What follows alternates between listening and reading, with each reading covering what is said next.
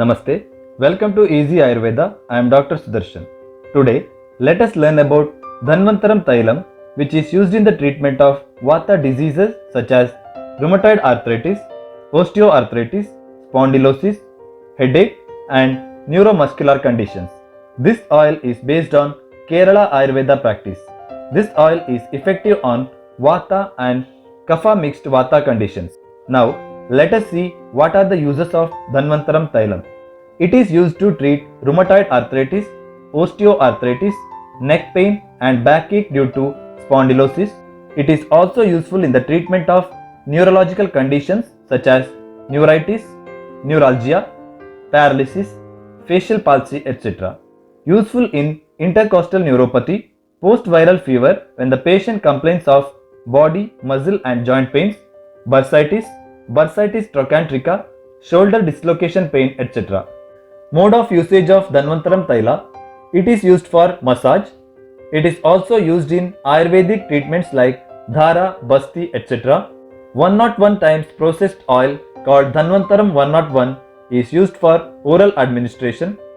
Dose for oral intake is 5 to 20 drops once or twice a day before food with warm water or warm milk or as directed by Ayurvedic doctor. This oil is used for massage for ladies after delivery to improve body strength. It is also used as massage oil for babies. Internal use is advised to relieve fever, bloating and urinary diseases.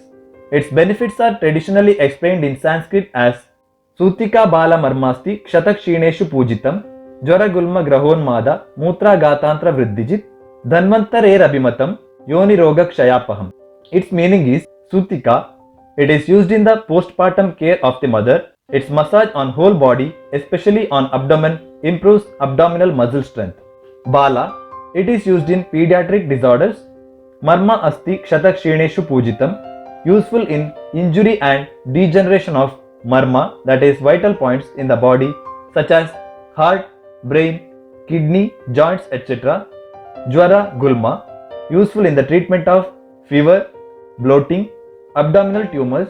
In those conditions, it is administered orally. Graha. Useful in treating Graha Roga, that is psychiatric complaints such as excessive tantrums, crying spells in children. Unmada. It is used orally and externally for the treatment of psychiatric disorders such as mania, schizophrenia, depression, etc. in adults. Mutragata Antra Vriddhijit. Useful in the treatment of dysuria and hernia.